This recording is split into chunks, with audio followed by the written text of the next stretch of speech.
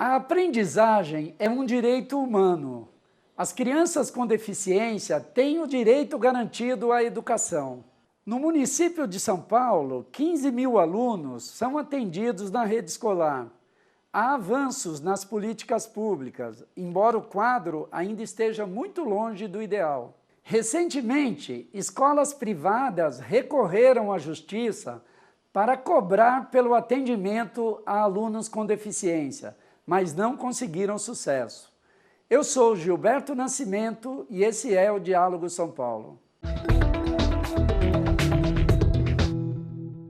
Bem-vindo! O Diálogo São Paulo fala hoje sobre educação inclusiva. Para debater o assunto, recebo a Procuradora da República, Eugênia Gonzaga. Seja bem-vinda, doutora Eugênia. Obrigada.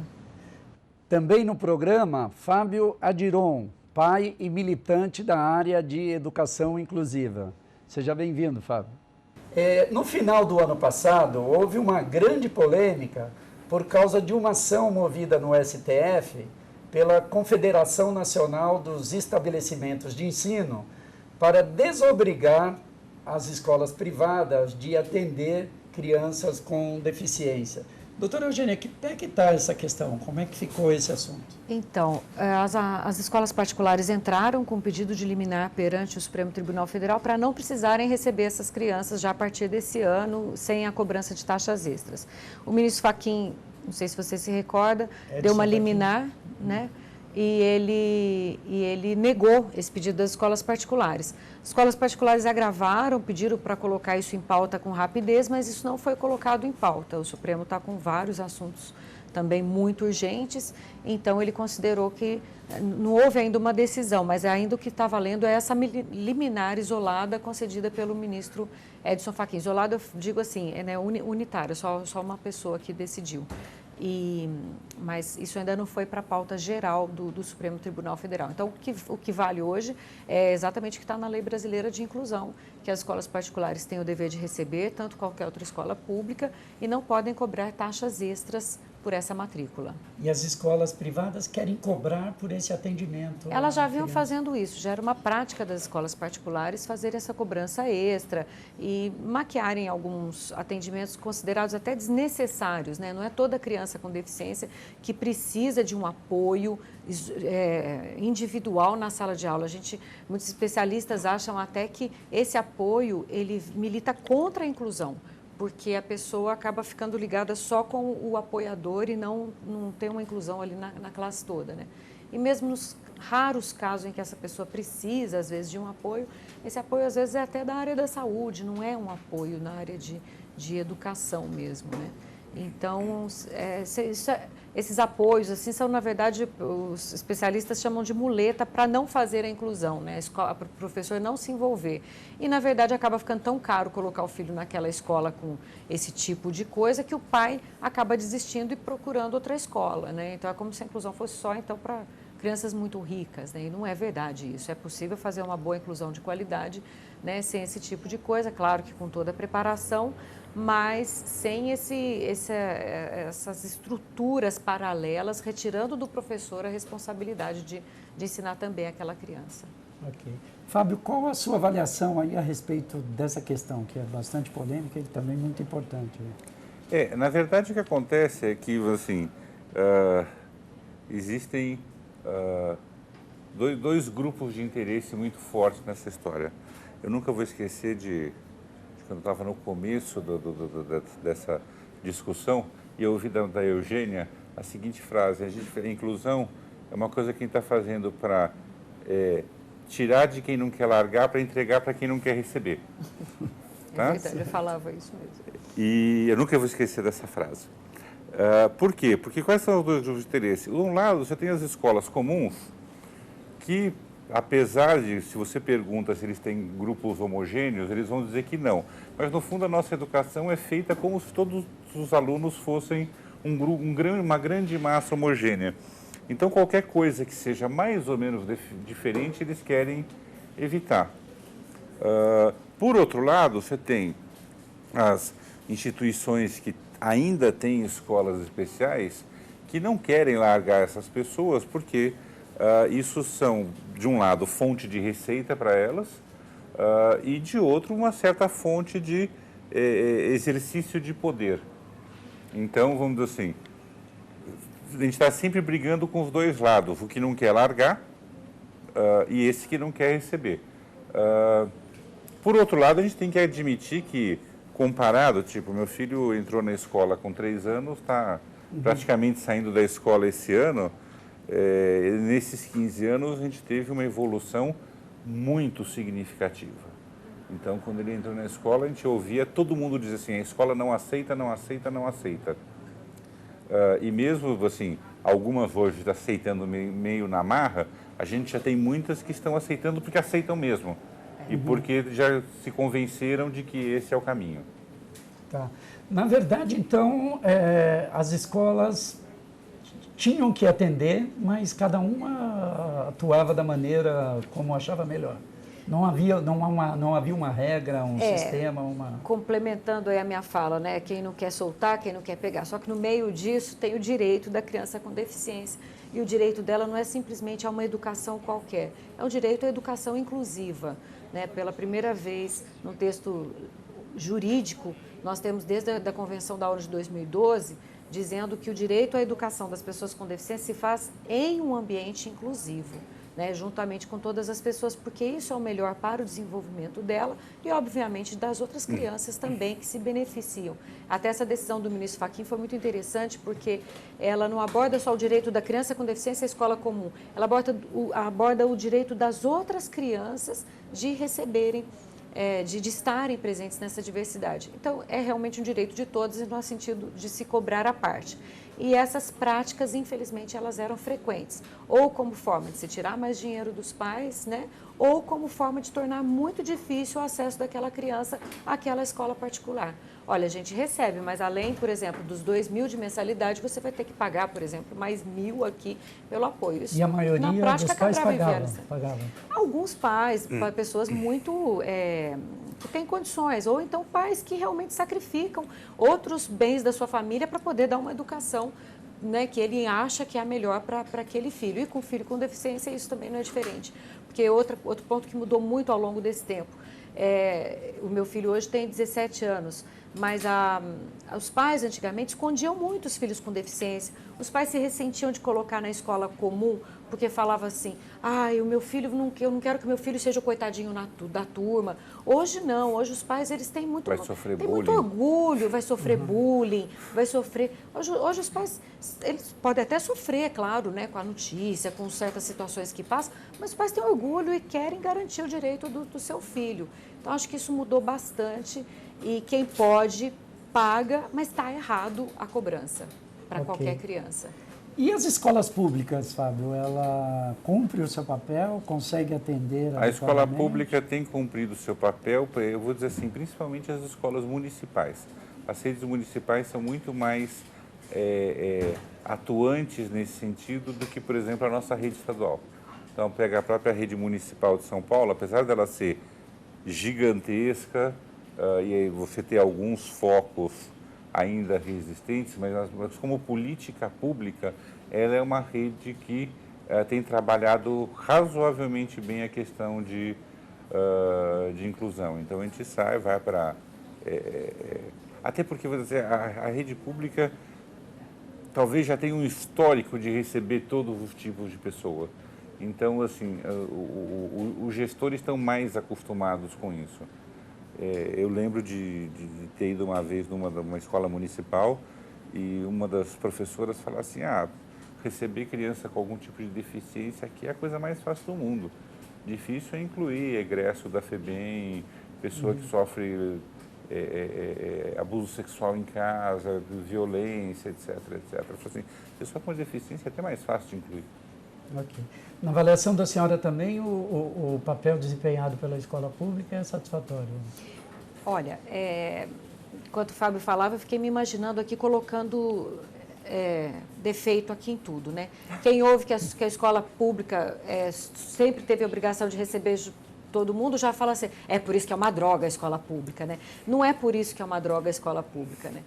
E ela não é uma droga, a escola pública, a gente tem tido excelentes exemplos, e ela vem aprendendo a trabalhar com essa diversidade, porque o que acontecia no passado, inclusive nas escolas públicas, era selecionar as crianças que entravam, né? Eu fiz uma provinha para saber se eu podia entrar no primeiro ano em escola pública, né? E depois as escolas iam excluindo as pessoas que não aprendiam, que ficavam de fora, até conseguir homogeneizar todo mundo. Então, no quarto ano, no passado, as pessoas falam, no meu tempo, todo mundo chegava a ler e escrever. Claro, porque já tinha tirado todo mundo que não sabia.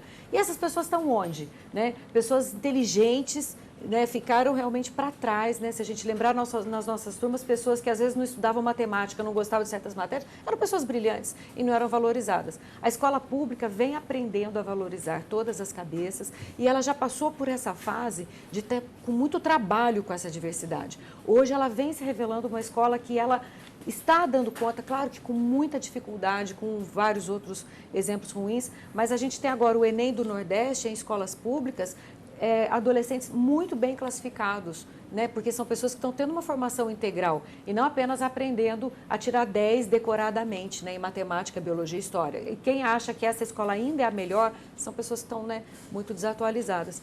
E outro ponto, também quando a gente fala as escolas municipais estão melhores, mas, em termos, porque em municípios que se comprometeram, aí sim é uma beleza, porque o município é muito menor que o estado e ele está mais perto da criança, então ele fica mais fácil dele atuar. Então, quando o município se convence, é uma maravilha, a inclusão funciona, porque sai desse primeiro âmbito, no primeiro início já bem informado. Agora, infelizmente, né, nós temos municípios muito pequenos, 80% dos municípios do Brasil, cada 4 anos, cada 8, troca por prefeitos que não estão conscientes dessa questão da inclusão, que vem com essa cabeça arcaica de que a escola do meu tempo era melhor, e as primeiras coisas às vezes, que eles fazem é desmantelar todo esse sistema de processo. Então, é um processo de convencimento muito grande e que o MEC precisa estar sempre atento para fazer esse seu papel de apoiador, para não deixar que muitos municípios acabem tendo retrocesso nas suas políticas de inclusão, nas escolas públicas. Ok. No próximo bloco, eu quero saber de vocês como a escola deve atender o aluno com deficiência. O Diálogo São Paulo faz um rápido intervalo e daqui a pouco a gente volta.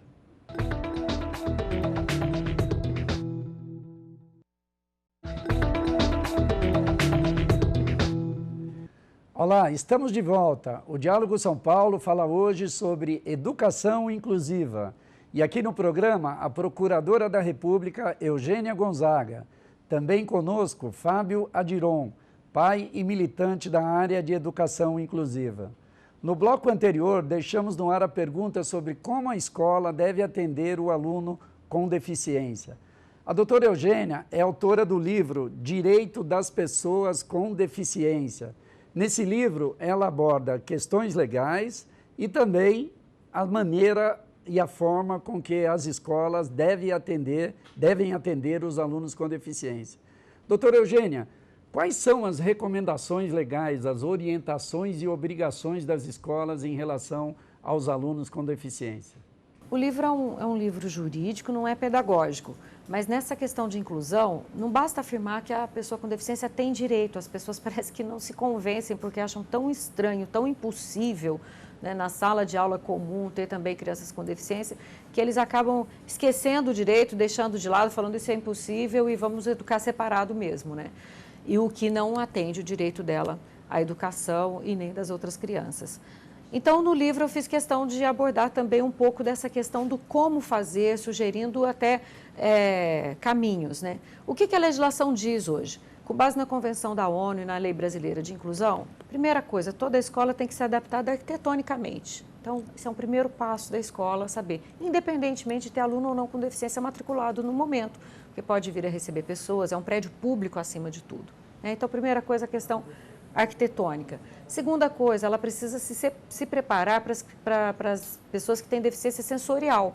Então, ela precisa de apresentar, como diz a Lei Brasileira de Inclusão, intérprete de língua de sinais para os alunos maiores, professor de língua de sinais para os alunos menores, precisa ter o português como segunda língua, como uma forma de complemento a educação dessa pessoa e várias outras situações. No caso de pessoa com deficiência visual, precisa das adaptações, dos materiais de tecnologia assistiva, de braille, de tudo isso já está escrito na nossa legislação e é possível a pessoa ir colocando em prática.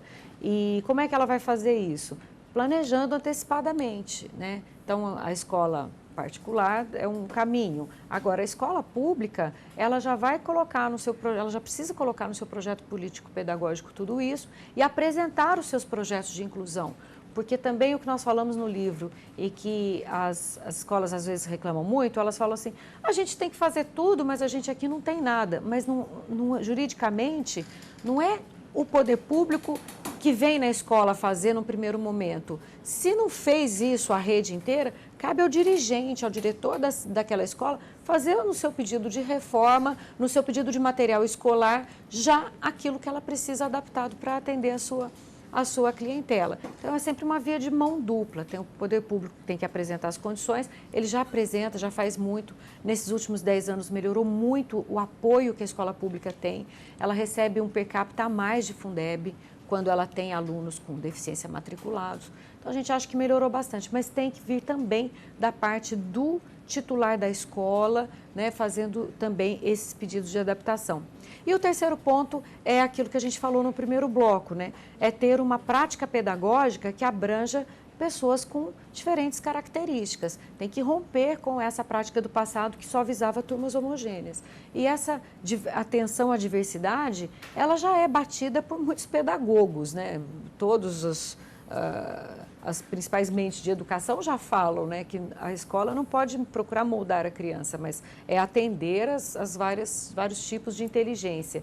Então, é apenas colocar em prática isso de verdade, né, fazendo avaliações individualizadas, né, o que ainda não se faz, dando chance de alguma criança refazer a sua prova. A questão da repetência não é simplesmente acabar com a repetência e nem fazer repetência. Tem que ter uma política que atenda o que aquela criança precisa de fato. Normalmente, o que ela precisa não é fazer 2 vezes o mesmo ano, né?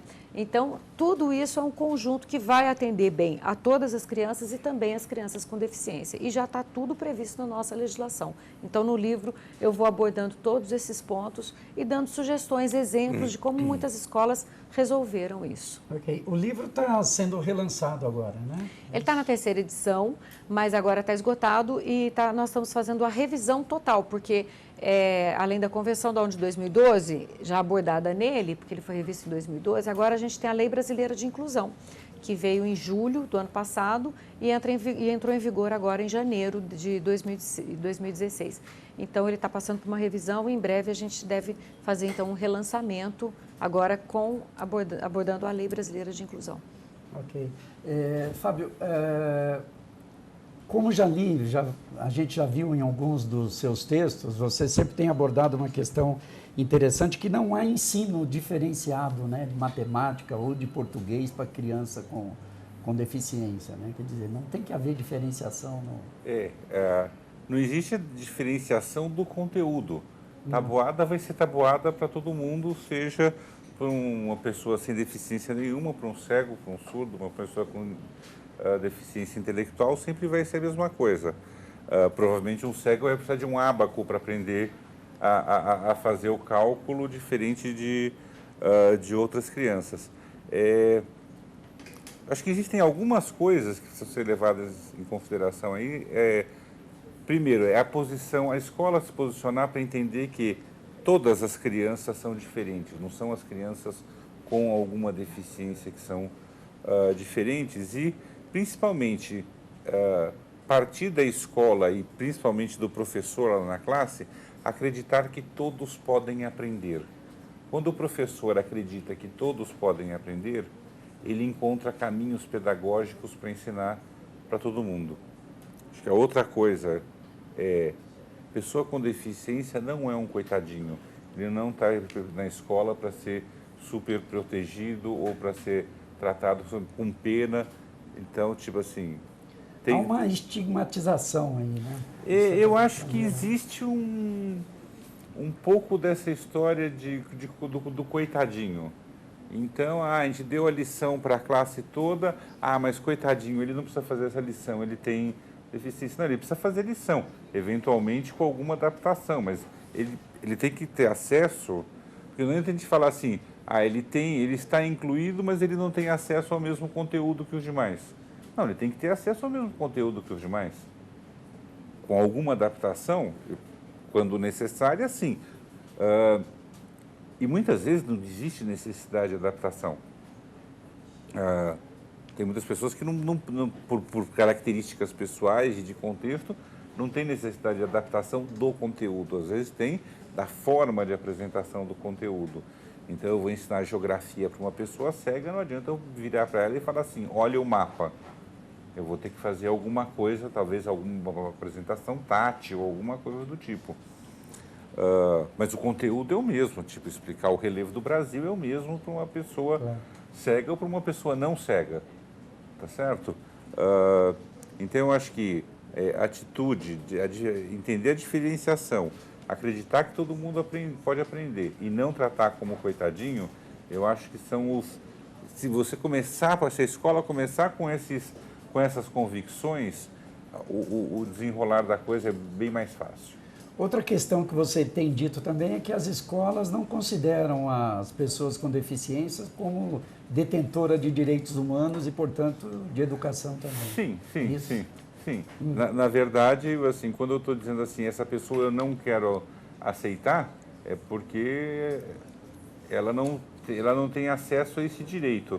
Da mesma forma que no passado as mulheres não tinham acesso à escola, os negros não tinham acesso à escola, porque eles não eram considerados dentro da categoria cidadãos, tá certo? Então, tinha uma diferenciação entre cidadãos de primeira, segunda, terceira, e tem gente que ainda pensa dessa forma, tipo, essa pessoa não precisa aprender, porque o que ele vai fazer com esse conhecimento? Ele tem deficiência, ele não vai conseguir fazer nada no futuro. Okay. A doutora Eugênia, além de procuradora, né, que tem uma atuação forte, marcante nessa área como procuradora, também é mãe, né, de uma criança com deficiência. Um rapazinho já, vai fazer 17 anos. E então a senhora tem uma dupla atuação aí na área e por isso se envolveu bastante com o tema. Tenho. Eu, quando fiquei grávida dele, já era procuradora da República e já estava começando a atuar nessa questão de direitos humanos. E, logicamente, quando ele veio, né, com deficiência, eu acabei me aproximando muito de outras mães que têm filhos com deficiência e grupos de militância. Então, e até foi interessante na época, né, porque eles já defendiam muito o direito à educação, na escola e tudo mais, mas eles não falavam juridicamente nesse tema, né? Não, precisa colocar na escola porque é melhor para ele. Eu falei, mas e a lei, o que fala? E a lei é dúbia, né? Na época tinha aquela interpretação terrível do preferencialmente, né? Muita gente entendia que era assim, de preferência, mas não era um direito muito da criança estar na escola comum, né? Então, quando eu vi que tinha essa carência de interpretação da norma jurídica, de defesa desse direito indisponível dessa criança com deficiência, eu entrei muito firme nessa defesa por conta da visão que eu tenho de procurador, né, de Ministério Público, porque o Ministério Público, quando trabalha com esses temas de direitos humanos, ele está olhando o direito da pessoa, da minoria em relação à maioria. Então, foi com base nesse conhecimento jurídico, então, que eu passei a fazer essa defesa do direito dele, obviamente, de todas as crianças. E foi até interessante, porque entre as APAES, esses pais mais antigos que tinham medo da inclusão, né, eles olhavam para mim e falavam assim, você é mãe, você não pode estar defendendo isso para o seu filho, né? Eu falava, não, mas acima de tudo o direito é dele. Então, para mim, isso assim, sempre foi muito claro, essa distinção. Então, eu acho que foi um ganho, né, tanto para mim como mãe ter esse conhecimento jurídico, mas também foi um ganho na área jurídica ter essa visão também mais humana, de ter ouvido tanto as mães, né, mais humana eu não digo, mas mais próxima, né, dessa luta, desse sofrimento que é ter um filho recusado. Eu também tive meu filho recusado, né? E eu sei assim o quanto é difícil. E aí a senhora também tomou medidas legais ou foi? Então, né? Casa de ferreiro, espeto de pau, né? Eu não processei a escola, não. Eu achei que assim, por quê? que eles iam achar que eu estava me valendo da função de ser procuradora. Era uma época que quase ninguém entrava com ação, né? Estou falando de 15 anos atrás. E ela foi chamada, junto com outras escolas, nas audiências públicas, escolas que recusavam genericamente, né? Eu não cheguei a tomar uma medida específica. Hoje a senhora agiria diferente? E hoje eu agiria diferente, agiria sim. E eu falo para os pais, olha, é importante documentar, é importante dizer para a escola. Agora, hoje a gente também tem uma lei muito mais clara, né? Na época, eu até tenho uma amiga que acabou processando a escola, né? Depois a gente acabou se tornando amigas por conta até disso.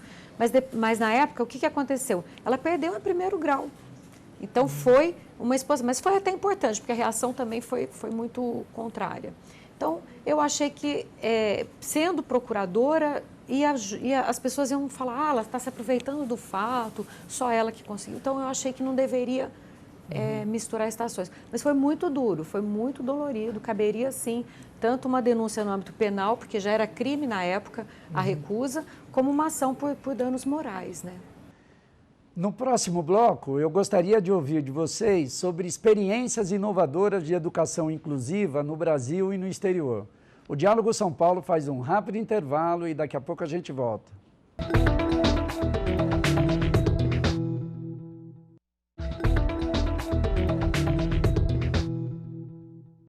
Estamos de volta. O Diálogo São Paulo fala hoje sobre educação inclusiva e eu recebo a Procuradora da República, Eugênia Gonzaga, e Fábio Adiron, pai e militante da área de educação inclusiva.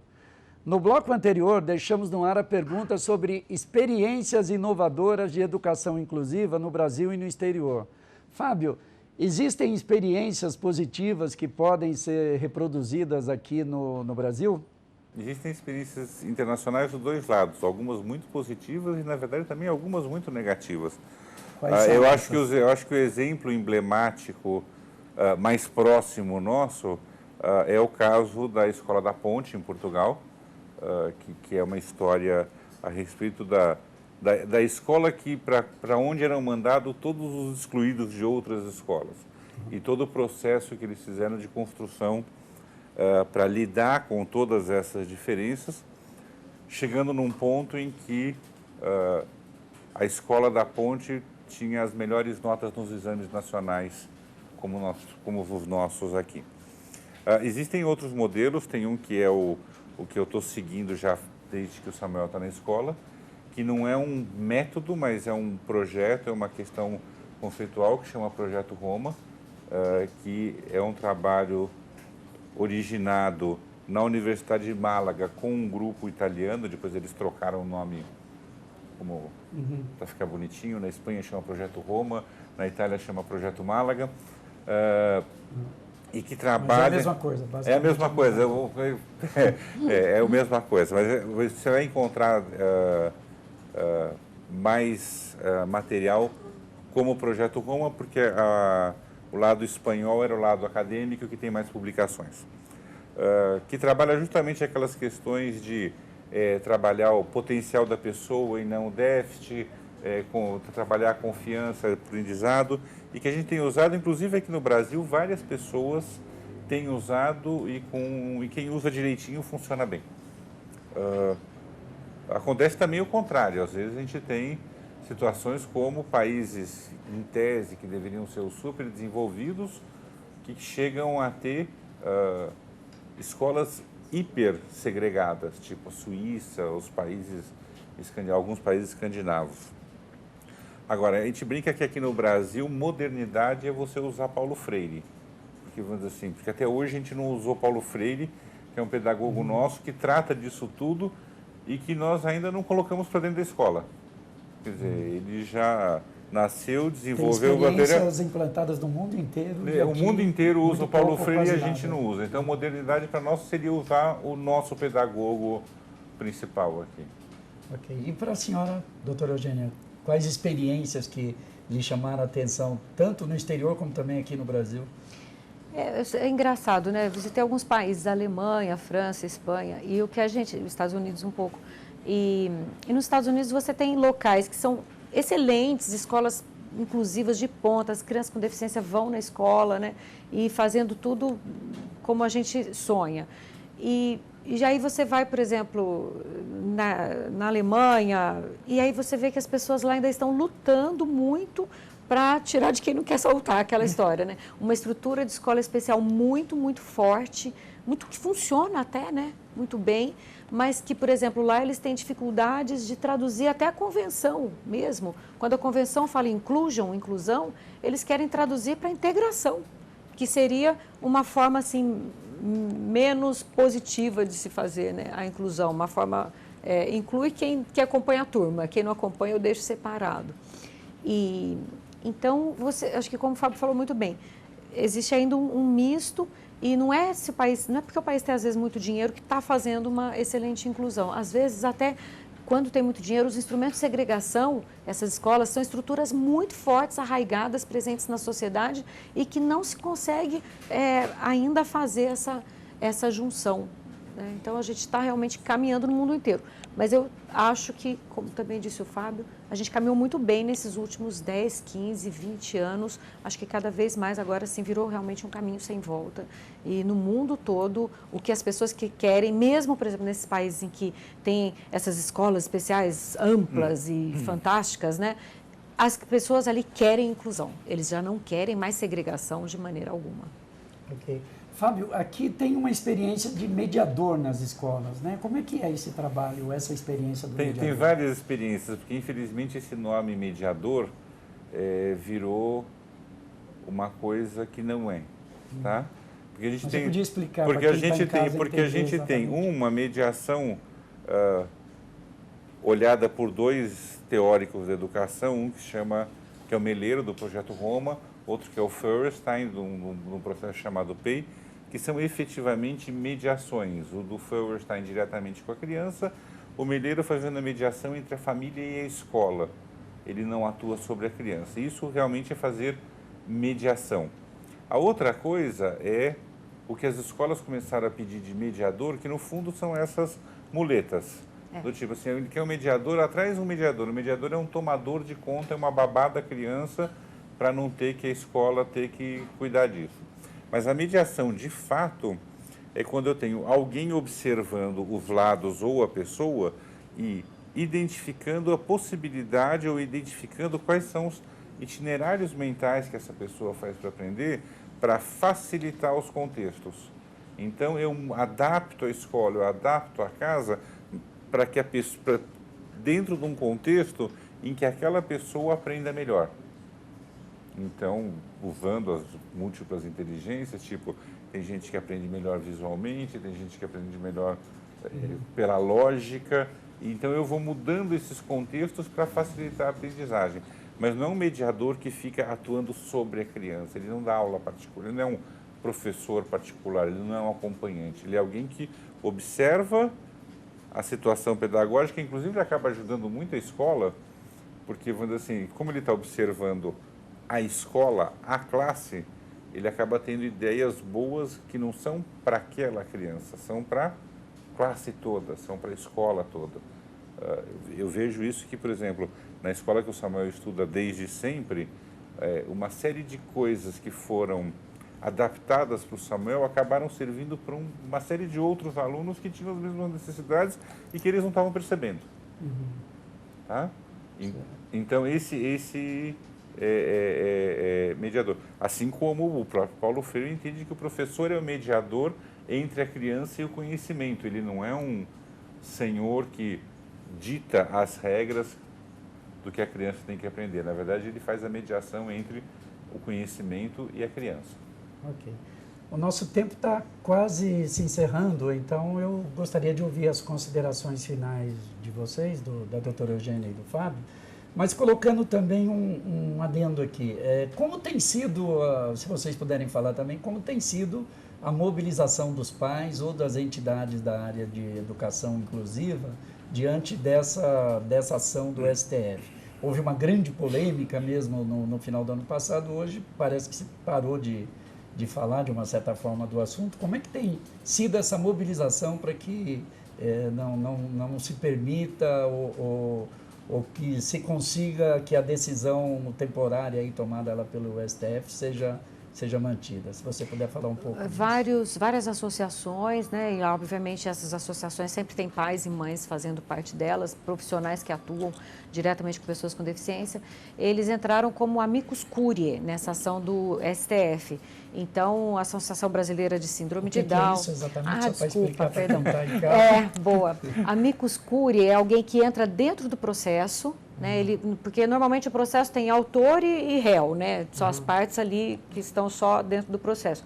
Nessas ações que atendem, que tratam de temas muito grandes, né, de interesse nacional, existe essa figura que se admite, então, entrar as associações como esse tal do amicus, né, que são pessoas que vão poder também dar os seus pareceres na ação, né, dizendo sua opinião sobre aquele caso. Isso vai ser importante para servir de subsídio para os ministros, né, para as outras partes. Então, essas associações estão, a maioria, né, que eu conheço, elas estão mobilizadas nesse sentido. Acho que a COFENEM está bem sozinha nessa ação. A COFENEM é a Confederação das Escolas Particulares, das instituições de ensino particulares do Brasil. Eu tenho a sensação que ela está bastante sozinha. Me disseram que a Federação Brasileira das APAES, né, que é esse grupo, né, que não quer largar, né, teria entrado como parceiro da COFENEM. Mas eu não sei se isso já ficou bem delineado nos autos, né? Foi o que eu ouvi dizer. Então, acho que, no geral, as pessoas, aquilo, como eu disse, né? É um caminho sem volta, né? A inclusão, ela entrou para ficar. Essas mães agora dando um belo exemplo nessa questão da microcefalia, né? O que a gente tem visto é que elas poderiam o tempo inteiro estar ali se sentindo vítimas desse momento e trabalhar. Não, a gente tem visto associações de mães ali positivas, estamos aqui juntas para trabalhar pelo direito dos nossos filhos vão conseguir ter estimulação, aquilo que eles têm direito, né? Então, eu acho que a gente tem uma mudança muito grande nesse século XXI e eu vejo isso de maneira muito positiva para as crianças com deficiência. Obrigado, doutora Eugênia. A senhora gostaria de compartilhar algum contato? Eu acho que, em termos de informações jurídicas, as pessoas poderiam consultar o site da Procuradoria Federal dos Direitos do Cidadão. Eu faço parte de um grupo lá, chama-se GT Inclusão. Então, tem a parte de inclusão, tem publicações, manuais. Eu acho que podem encontrar várias informações nesse âmbito jurídico. E o site da editora do meu livro é wvaeditora.com.br, é uma editora do Rio de Janeiro. Tem nas livrarias, mas as pessoas também podem acessar via internet. Só peço que aguardem um pouquinho, porque eu acho que essa 4ª edição vai ficar pronta lá para abril ou maio. Ok, muito obrigado. Bom? Fábio, suas considerações finais, por favor. Eu acho que assim, as pessoas têm que, começando em casa, os pais acreditarem nos filhos que eles podem aprender. Ponto. Quando o pai acredita, ele vai transmitir essa mensagem para o professor, para a escola, e ele mesmo vai agir nesse processo e vai agir em outros processos, inclusive na participação em grupos de pressão, de movimento, de interesse jurídico na defesa das pessoas. Então, não estão sozinhos e, de preferência, não fiquem sozinhos os pais. Obrigado, Fábio. Você gostaria também de compartilhar algum contato?